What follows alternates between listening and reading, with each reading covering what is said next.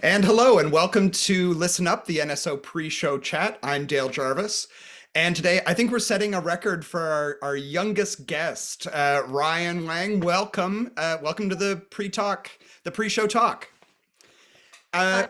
we've had a lot of interesting guests on here, but I think you're probably our youngest. But you've done so much stuff. Uh, what should people know about you? Do you want to give us a little introduction to you and your life? Yeah, sure. My name is Ryan, as you've already heard. I'm from Toronto, Ontario. Um, and yeah, I was born in China when I was born in China and I came to Canada when I was 5. I started music. I started piano when I was 4, but I started my music journey when I was around 1.5 years old. We had like a set of drums at home, and I would always start playing the drums. We also had this keyboard. And that keyboard, it could, how sometimes keyboards can like play songs by themselves, just like record.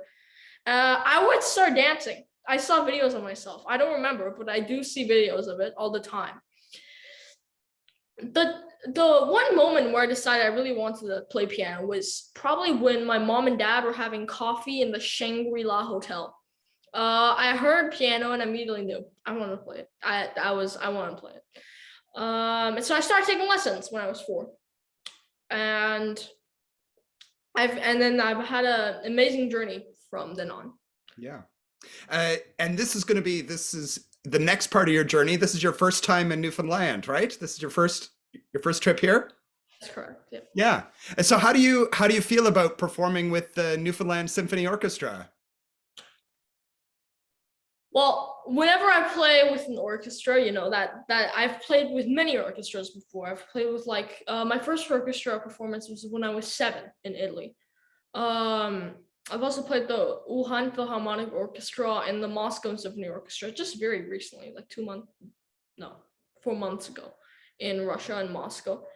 And whenever I play with an orchestra, of course I'm a bit nervous in the backstage. I go on, bow, shake hands with the conductor, sit down, all the nervousness goes away. And when the first note comes out from either me or from the orchestra, the sound is like I'm always blown away by the acoustics. I don't even know why I'm surprised anymore. I'm always blown away by the acoustics and by the big sound of the orchestra, and I have no doubt that this time will be the same. And do you do anything in particular to prepare yourself when you're going to do a big show like that? Yeah, yes, I do. So when I first start the concerto, of course, there's a lot of stuff to do. I first have to listen to the concerto and figure out what the musical general flow is of the song. And then I practice. I first break it up like into really small sections, not just movement by movement by movement. Like the movement, I break it up into pages, and the pages I break it up into sentences. And each sentence I really practice for the the nitty-gritty details. And then I slowly build it all up, like sentences. I put them together to pay into pages and pages into like movements, and then finally the whole concerto starts to come together. So now the concerto you're going to be performing, you're doing Mendelssohn's Piano Concerto Number 1, G minor. Yeah. What do you like about this piece? This piece is extremely fun to play. It's like really fast. It's extremely fun. I especially like the third movement because it has a really bright melody, especially at the end. It's like really exciting and bright, and everybody is happy. And every time I hear that, I almost want to dance. And so that's why I always have that face, because whenever I'm playing, because I always I'm just so into the music. Yeah. So is this one that you've performed often? This is my first time playing the whole concerto. I've played the third movement before, in the Moscow Symphony Orchestra in Russia, and also once in Poland with the Tarnow Symphony Orchestra. Well, we're delighted to have you as a guest, and we're very excited to listen to you play. Thanks, Ryan. Thank you for having me. And up next on Listen Up is Grant Etchegary, conductor and artistic director with Kalos Youth Orchestra. Grant, welcome back to the show. Thank you, sir, very much. You're no stranger to the stage with the NSO, and it's wonderful to have you on in your capacity as conductor and artistic director. Can you tell us a little bit about the youth orchestra?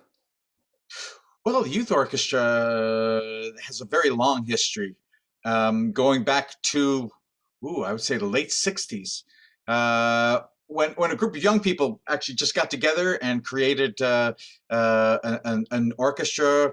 And they got a whole bunch of interested people from the community, got the university involved, and within a year they had a group of about 40 young players to play, and eventually the Newfoundland Symphony Orchestra, particularly through the efforts of Peter Gardner, assumed the responsibility for the orchestra, and it was then called the Newfoundland Symphony Youth Orchestra up until probably about 4 years ago. And we're just looking for a different brand and bring some energy, re-energize the organization, and so we're back to assuming our old name of Kalos Youth Orchestra. Obviously, the last 2 years have been a challenge for everyone in the industry, and especially for musicians and young performers. What's it been like for the youth orchestra, and how has it had an impact on how you prepare for this concert? Oh, huge impact, and not only just the youth orchestra, every aspect of music education, whether it's school or community based, has had an exceptionally difficult time. And the reason being is because the thrill of being in an orchestra or being in a band or singing in a choir, it's about the whole collaborative spirit. And with all the regulations that have been put in place, it's been really difficult, with social distancing and wearing of masks. I mean, you can just imagine, the impact that has had on every aspect of music education. And it is, unfortunately, it may be an enduring, a challenge for everybody to get back to some degree of normalcy. So for the youth orchestra, we have had to pivot online, and online is great. Point to point, as we're talking right now, fantastic. But when you're dealing with young people and you're trying to play, it's just really is not conducive to that experience. So we had to shift the ideas, and we worked a lot on developing skills of practicing and giving presentations. So we had some wonderful guests come on and speak with the children on a Sunday afternoon during our regular rehearsal time, so it was a very useful experience, but nothing can duplicate what we're going through right now. Coming back and playing with the NSO is a fantastic thing. There's a real electricity in the air. The students have been, we've been working on this. Originally, the concert was supposed to take place in February, but here we are now in May. We're just thrilled to be part of it. We have been preparing this since January, and this is perhaps one of the most famous orchestral pieces, in the whole repertoire, and our students have been captivated by the music and what the music represents. And now that we're finally into rehearsing with the orchestra in a side-by-side mentoring type of relationship with the musicians of the orchestra, it's just electric. We just cannot wait. I know the kids just cannot wait to be part of this. And this week is even exciting. Tomorrow afternoon, for example, Mark David is coming in and working with the orchestra. And then we begin rehearsals with the NSO next week, and our concert is on Friday. And it's going to be an absolutely wonderful program, with the young pianists being featured as well. So everybody's really pumped. So tell us a little bit about the planets. Tell us a little bit about the piece itself. Well, it's interesting because it was written at a time, telescopes have been around for a long time, but the kind of technical capability that we had now, even back to the time, you compare it even back to the time of when Holst had written the music, so much of it was based on astrology. Our knowledge of the planets, it took on a character. So, for example, Mars, it being red, one can see that even back in the time of of Holst, but it was representative of something else. It was kind of cool to look at things and try to find representation. So Mars is the bringer of war. Red, I guess, is something about that color that sort of brings it to light. Jupiter, is multicolored, multifaceted. Maybe could be characterized as having a jovial spirit. So it is that particular movement is very jovial in character. Mercury, which is the closest and the speediest planet that revolves around the sun, is been coined the winged messenger. So the music is so highly technical, and it just moves like light. So each one of the planets has this character.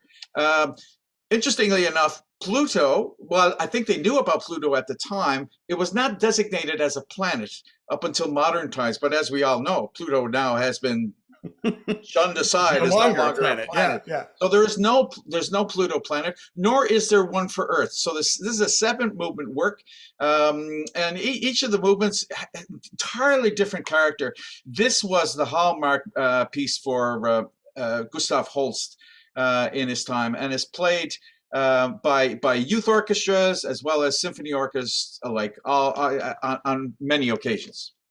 Well, it's great to see your enthusiasm for it, and it's great to hear that the youth themselves are really excited to be playing this. Thanks again for coming on the show, and looking forward to the piece. Thank you so much, Dale. I really appreciate it.